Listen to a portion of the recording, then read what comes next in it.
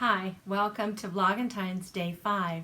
My name is Donna and I'm from In a Pickle Knitting, and today I have a Valentine's craft and a Valentine's children's literature book. We'll start with the book.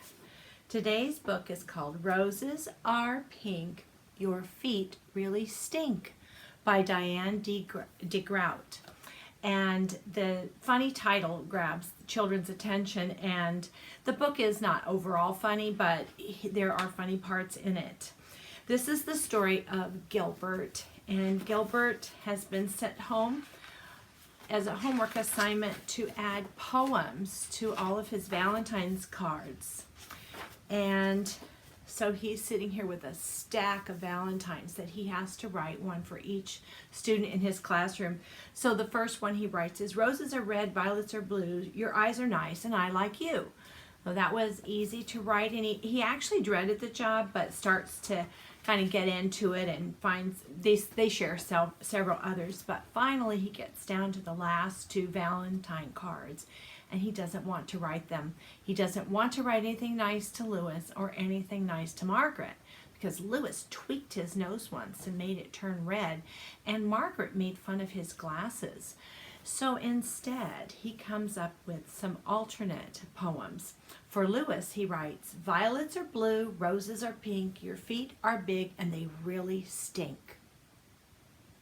Which is not very nice, but he thinks, if I put my name on here, Lewis might come over and tweak my nose again, so he decides to sign it Margaret. And on Margaret's card, he writes, "Roses are red, you wet your bed, I think that you have rocks in your head." There's that one. And of course, then he signs Lewis's name. Well, the next day is Valentine's Day, and he gets to school and is opening cards, and he gets some really nice ones, and he gets nice ones actually from Lewis and from Margaret. For instance, well, Patty is his little semi-girlfriend, and she writes a really nice one, but Lewis writes, "You may be small, you're not very tall, but I like the way that you play ball." Lewis. So that was a nice one to him, and he's starting to feel that little shame and guilt feeling. And then for Margaret, she writes, "Sometimes you are very sweet. I hope you brought nice cookies to eat. Love, Margaret," because his mother had sent cookies for the Valentine's party. So now he's really feeling bad.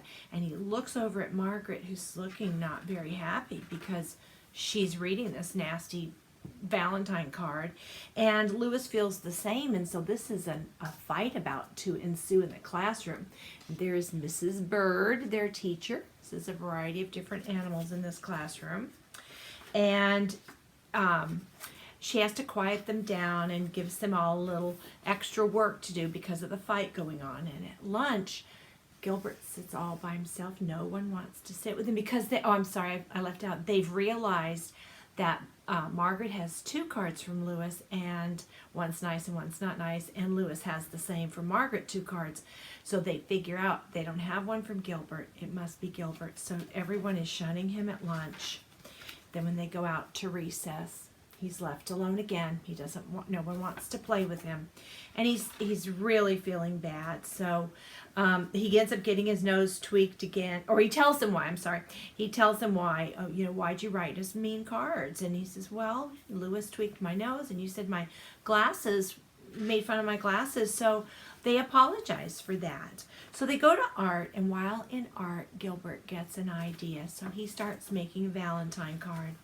Then during spelling time in class, Gilbert writes new poems for both, one for Margaret and one for Lewis. This is for Lewis. "Violets are blue, roses are pink. I'm sorry that I said that your feet really stink." And to Margaret, he says, "Roses are red, jelly is sweet. You smell as good as the sandwich you eat." There had been mention of he liked the way she smelled, like her peanut butter and jelly sandwich. So in the end, Gilbert is feeling better. They have a nice party. Lewis and Margaret open their new cards, and everyone gets a nice cookie that says Happy Valentine's Day. So this is a cute little book for kids, and kind of tells that idea that if you put something down in writing, you might hurt someone's feelings, but it also stays pretty permanent.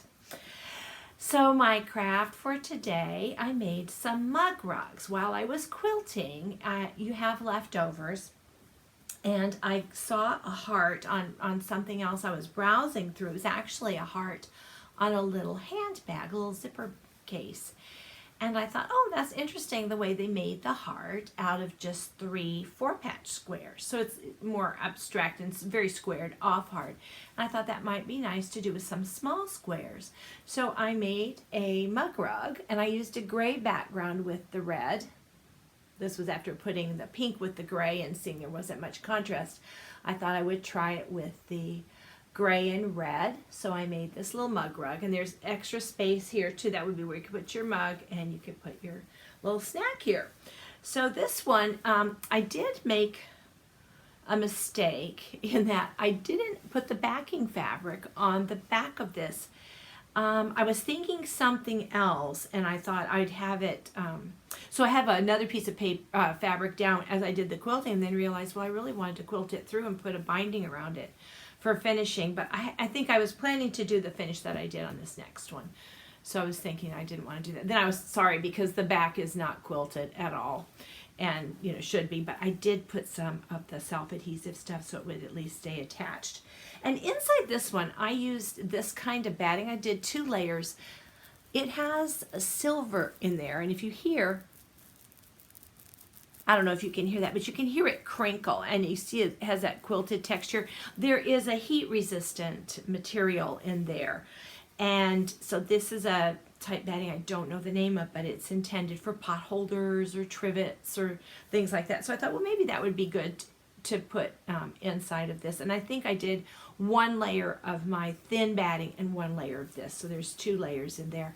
And that should probably hold away enough heat. The second one that I made is in the shape of a heart, and I put some jumbo rickrack around the edges and just a solid love fabric on the back.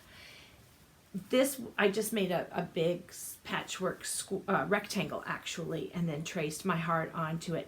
So this one was a little trickier to put together, because what I needed to do was to sandwich this in between the 2 pieces. So I did quilt it all together, but I left space that I could fold it under. And it was a little bit fiddly, I would say. Not tricky, but fiddly, just to get it all in there. And I couldn't really get these rickrack points to line up where I wanted them. I wanted a point down here at the bottom, but whatever I did, I ended up, it wasn't helping. It would then be, I didn't want too much in here. I didn't want overlap in there, but I liked the finish. I had seen a picture of one done with rickrack around the edge, so I thought I wanted to do that too. So that is my craft for the day and my story for the day, and I hope that I'll see you back tomorrow. Bye.